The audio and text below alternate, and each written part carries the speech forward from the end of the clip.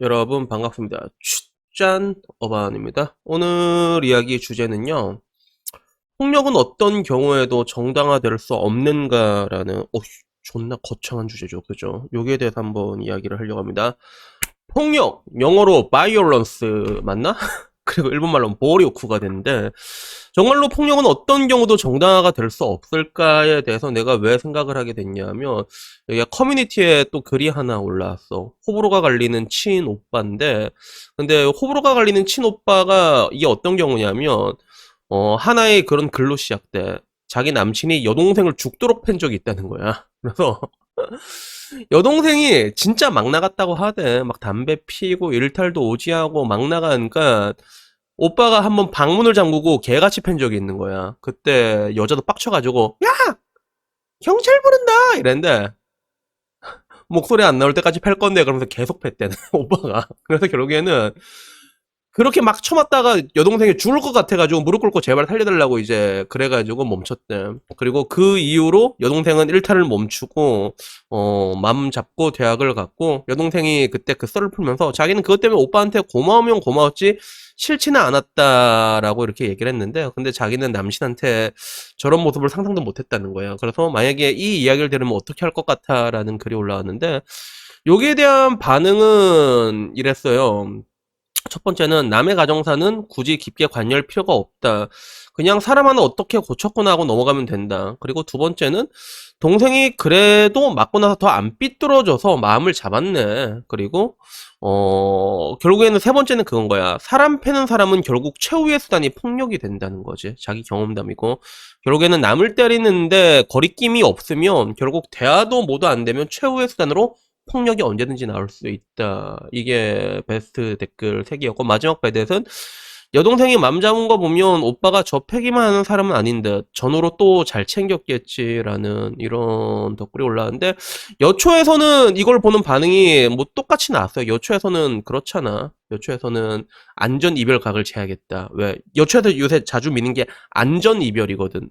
그래서 데이트 잘못하고 이제 그 데이트 때문에 여자들이 피해를 많이 받는다고 데이트 폭력 때문에 잘못 헤어지면 죽는다고 안전 이별 이 단어를 엄청 많이 사용하는데 근데 덕후 요거 보면 좀 웃긴 게 여기 주 사람들의 40대, 3, 40대라고 하는데 뭐 이게 말하는 거 보면 좀 한 번씩 좀 이해가 안 될 때가 있어. 안전 이별 이런 단어 쓰기에는 좀 많은 나이가 아닌가 싶은데 뭐 여튼간에 덕후 내에서는 서서히 거리두다 헤어지겠다. 그리고 정상적인 인간은 여자를 도저히 펼 수가 없다. 자기도 여동생한테 고마워하고 안전 이별을 이렇게 할 듯이라고 생각을 한 그런 댓글이 지배적이더라고. 그래서 이건 도망치라고 시그널을 보낸 거다라고 얘기하는데 여기에 대해서 여러분들은 어떻게 생각을 하세요? 그래서 저 같은 경우는 이걸 보면서도 느끼는 게 그렇게까지 개같이 패스해야 되나라는 생각이 들면서도 근데 한편으로는 어떤 생각이 드냐면 내가 옛날부터 생각했던 건데 정신 나간 여자를 말릴 방법이 없다. 내가 옛날에도 얘기한 적이 있잖아. 정말로 정신 나간 핸들이 고장난 에이톤 트롯 같은 여자는 막을 방법이 없어요, 진짜로. 진짜로 그렇단 말이야.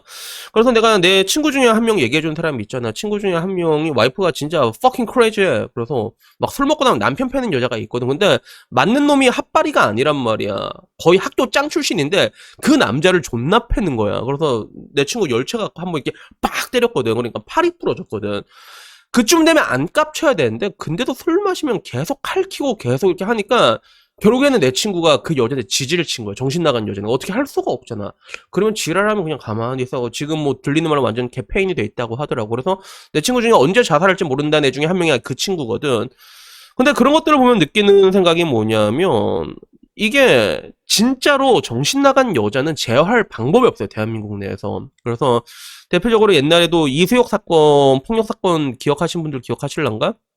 여자가 맨 처음에 자기가 탈코했는데 남자한테 얻어맞았다. 그래가지고 뭐 이제 머리가 깨졌다, 뭐 피가 난다 이렇게 얘기했는데 그 관련된 증거랑 동영상이랑 뭐 현장에 있던 사람들 얘기 들으면 전혀 달랐잖아. 녹화된 영상 보면 여자가 막 남자 보고 막 싸구려 맥주 사준다고 여자친구한테 돈 없다고 비아냥을 그랬어 맨 처음에. 자기도 똑같은 싸구려 맥주 먹고 있으면서 비아냥 거리다 그러다가 나중에 언쟁이 좀 붙으니까 시비를 계속 걸었잖아. 그러니까 야 이 6.9cm들아 계속 이러면서 야 내 클리가 더 커 이러면서 이제 야 너희들 여자 클리가 뭔지도 모르지? 이러면서 계속 그러는 거야. 근데 이 사건이 진짜로 해피엔딩으로 끝났거든. 해피엔딩이 어떻게 끝났냐면, 이런 상황에서 결국엔 남자랑 이게 티격태격 했는데 여자가 일방적으로 맞았다는 그 주장은 거짓말이었어. 오히려 남자가 자리를 피하려고 하는데 여자가 야 어디가 이 한남아 이랬는데 남자가 뿌리치는 과정에서 여자가 이제 탁 받는 거란 말이야.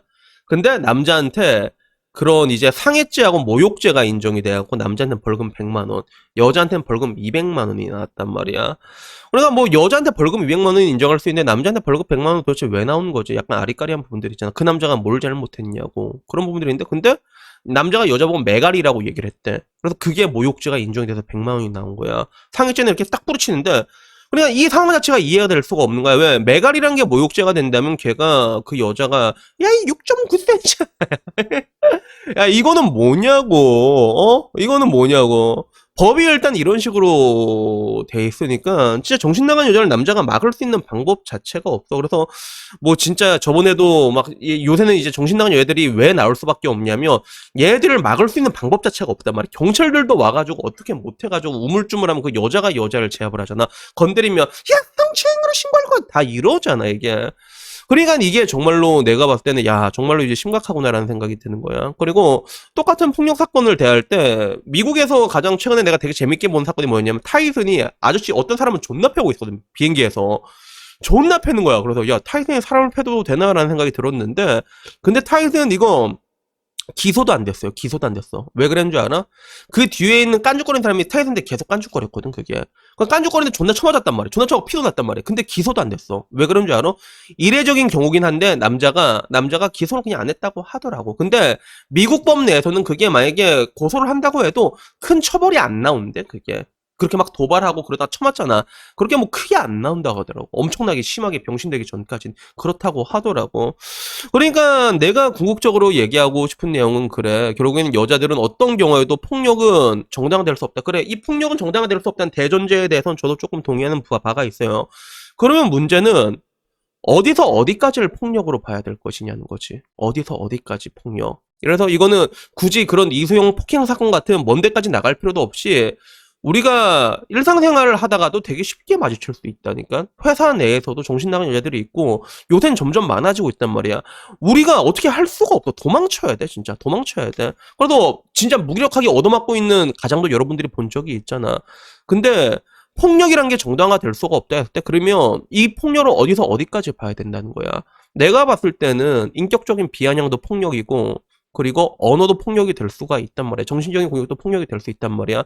이런 것들에 대해서도 우리가 사회적으로 제재를 가야 되는 게 맞는 게 아닌가라는 그런 얘기를 하고 싶더라고. 그래서 내가 아직도 기억에 남는 게 어떤 유튜버 중에서 되게 이상한 여자 유튜버들이 있었어. 그 약간 유튜버 내에는 그런 애들도 많잖아. 이상한 애들 많잖아. 근데 걔가 막 진짜 별 안 되는 거지 같은 도발을 막 오지게 하는 거야. 그 이수혁처럼. 근데 그렇게 하다가 같은 여자 옆에 있는 여자가 묻더라고. 그러다가 나중에 사람이 알아보고 뒤에서 때리면 어떡해? 라고 물어보니까, 그럼 나는 약간 그런 느낌. 내가 얻어맞으면 일을 이게 키워가지고, 그런 뭔가 이제 해남들의 그런 폭력성을 널리 알리겠다라고 이게 웃으면서 얘기를 하더라고. 나는 그걸 맞으면 나는 이 바다에서 레전드가 될 수 있다라고 얘기를 하더라고. 이런 것들 보면 이제 굉장히 심각하게 잘못된 게 아닌가라는 생각이 듭니다. 그리고 폭력은 어떤 경우도 정당화될 수 없다는 말 내가 동의할 수 있는데 그런 식으로 따지면 이런 정신 나간 애들도 어떻게 이제 잡아 쳐넣을 수 있는 그런 관련 법안부터 나와야 되는 게 아닌가 하는 그런 생각이 들어가지고 오늘은 이 이야기를 해봤습니다. 근데 솔직히 말해가지고 나는 좀 옛날 사람이라 그런지 잘못하면 좀 쳐맞을 수도 있다 생각하거든. 그래가지고 여튼 뭐 오늘 이야기는 오늘 여기까지고요. 근데 내가 말하고 싶은 거는 뭐 요즘 트렌드가 폭력이라는 건 절대로 인정되지 않는다고 하니까 용납할 수 없다니까. 그러면 아까 말한 것처럼 폭력이란 말할 수 있는 게 굳이 사람을 때려만 폭력인 게 아니잖아. 이와 관계된 모든 것들에 대해서도 그에 따른 합당한 처벌이 내려지는 그런 공정한 사회가 됐으면 하는 마음에 오늘 이야기를 한번 해봤습니다. 그래서 오늘 이야기 여기까지고요. 다음엔 조금 더 좋은 이야기로 찾아뵙도록 하겠습니다. 이상입니다. 감사합니다.